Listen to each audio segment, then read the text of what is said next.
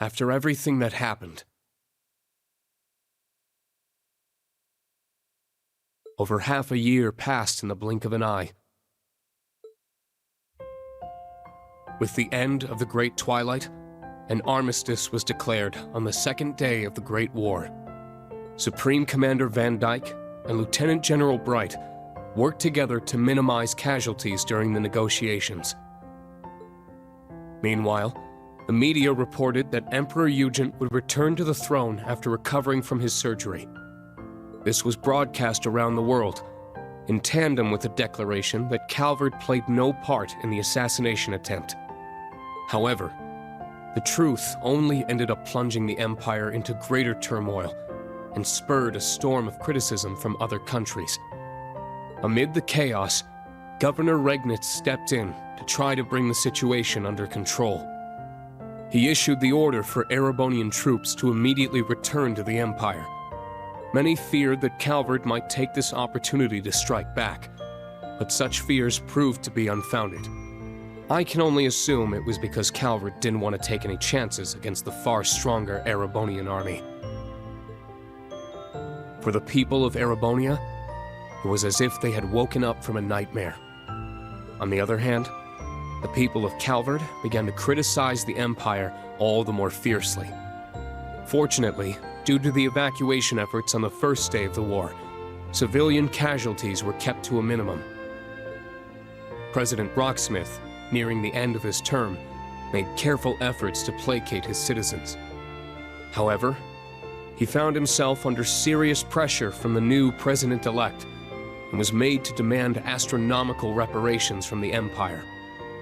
The provisional government in Erebonia, led by Governor Regnitz, was forced to negotiate. As part of the negotiations, he demanded that Calvert pledge to not invade Crossbell.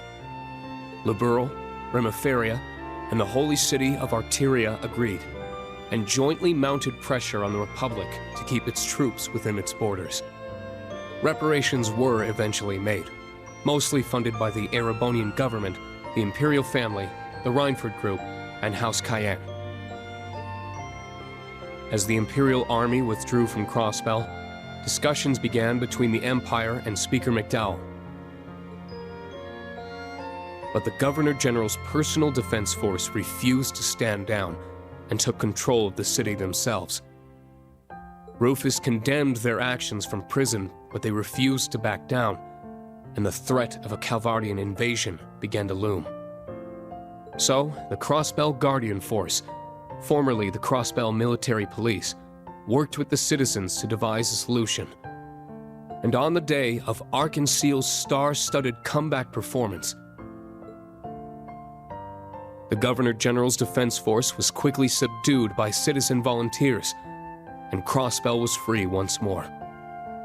At the heart of the operation were the officers of the Special Support Section, saving their country yet again. While foreign affairs were steadily heading in the right direction, Erebonia's domestic issues showed no signs of stopping.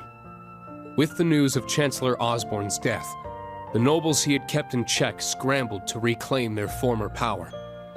Class warfare broke out once more, and though the imperial family tried to restore order, rumors of Prince Cedric's role in the Chancellor's warmongering caused their pleas to fall on deaf ears.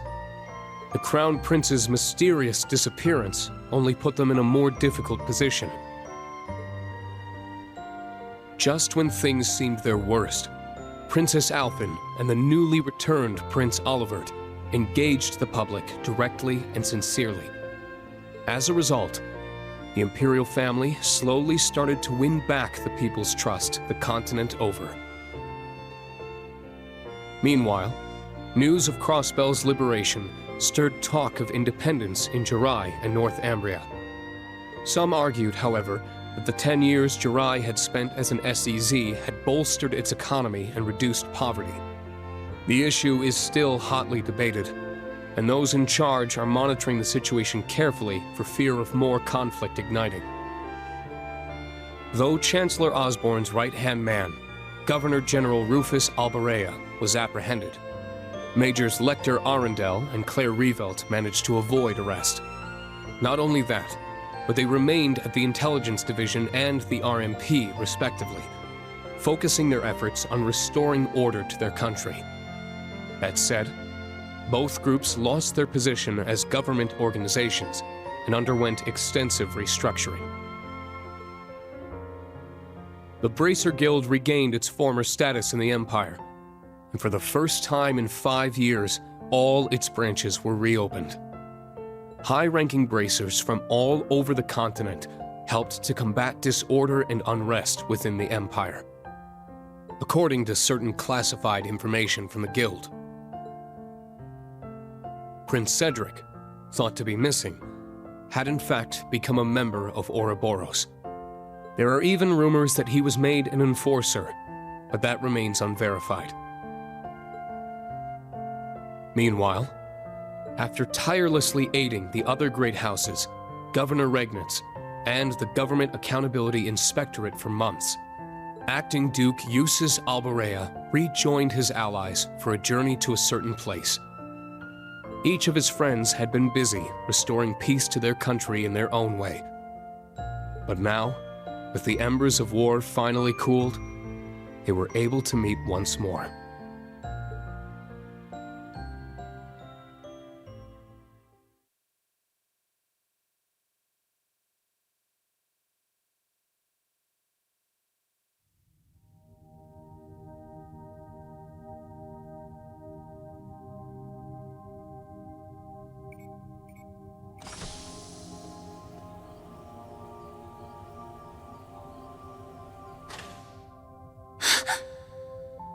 Whoa!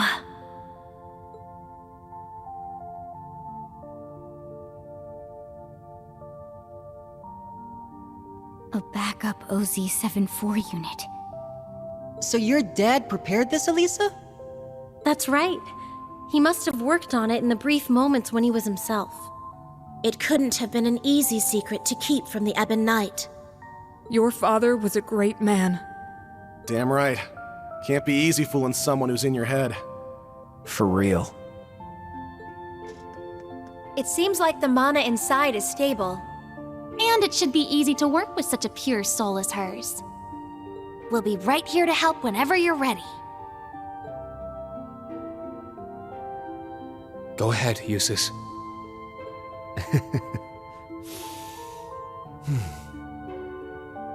Come on, man. What are you waiting for? Now, bring out the sword. Right. Altina, you should help too. Don't worry. I know it'll turn out just fine. That's right, Allie. Be brave. I will.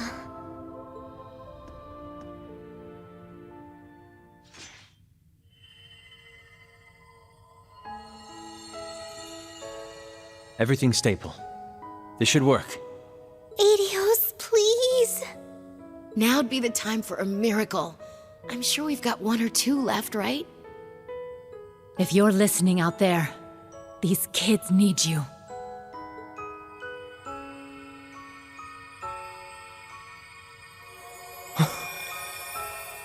The sword.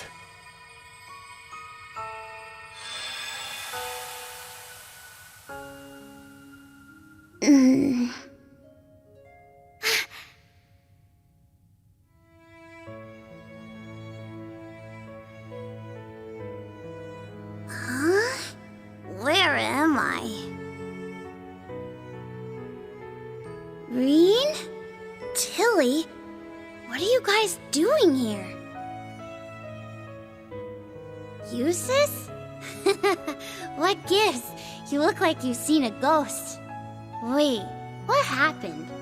Last thing I remember, William! You're awake! Whoa, guys! What's gotten into you? Anyone want to tell me what this is all about?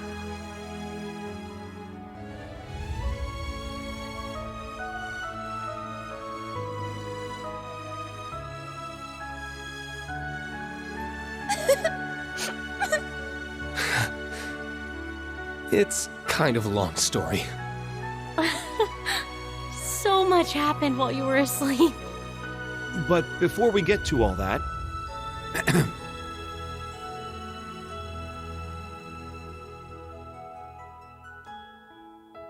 Welcome back, Milliam.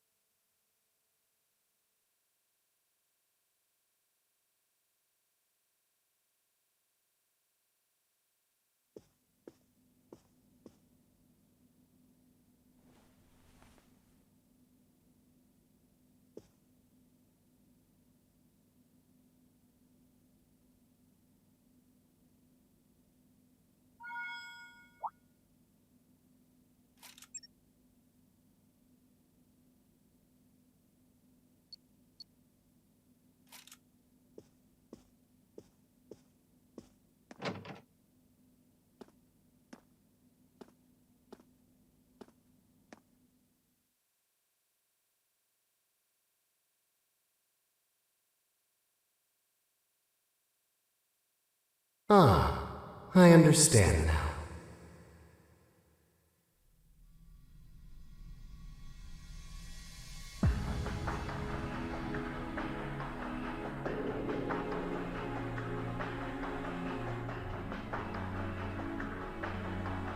However, it seems the situation is slightly beyond the scope of our expectations. The seventh Anguis has been lost to us, while the second continues her leave of absence. Though perhaps the biggest surprise is that neither the Stallritter nor McBurn have returned. Well, old McBurn's finally gone out on a journey of self-discovery. Little too late if you ask me, though.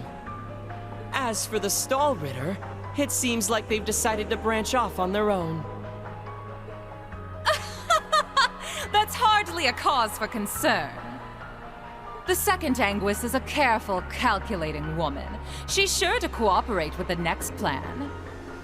When she does return, I'm certain McBurn and the Stallritter will follow. And perhaps even Blue Blanc and Luciola, too. Though, I think it's safe to say Kruger's never coming back. That makes her the fourth total dropout after Louve, Joshua, and Ren. We've gained quite the interesting little pawn in her place, though, wouldn't you say? The magic swelling in his ancient blood is quite something.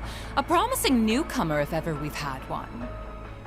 I suppose. Though he still knows so little about the world, he might need a babysitter for quite some time. Regardless, let us leave the enforcers to their own discretion. And take care that you do not follow the same path as the Faceless. You all seem to hate my predecessor so much. I almost regret not being able to meet him. Well, you've certainly filled his shoes in terms of personality, at least. It seems all three of you have gathered.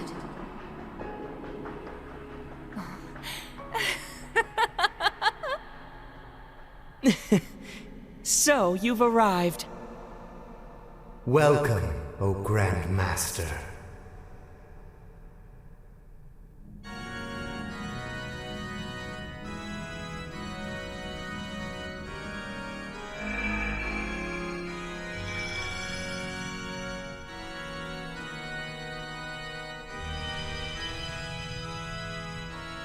Maribel, You have done very well.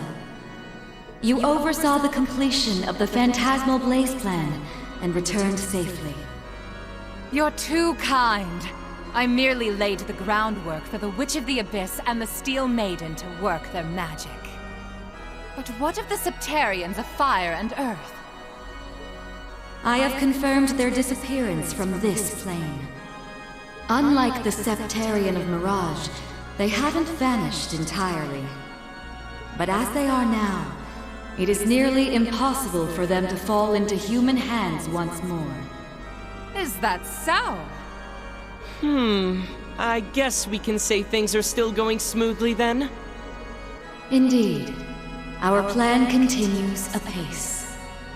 Vida searching for a new path, in spite of her continuing faith in me. The heroic death of the proud Leanne Sandlot. McBurn, the former overlord of the Beyond, realizing the truth of his home. And even the departures of Joshua, Ren, and Sharon were all valuable parts of the process. In short, everything that happens is within your knowledge and by your mercy. To be honest, it's simply incredible. Your very existence is akin to Ars Magna. No, I am but a shadow. I exist solely to announce the appointed time to the world. The other Anguis may not be present, but I shall make this declaration here and now. The world has escaped the Great Twilight, extending its lifespan ever so slightly. 3 years yet remain, until all returns to primordial nothingness. The third stage of the Orpheus final plan, the Eternal Recurrence plan, begins now.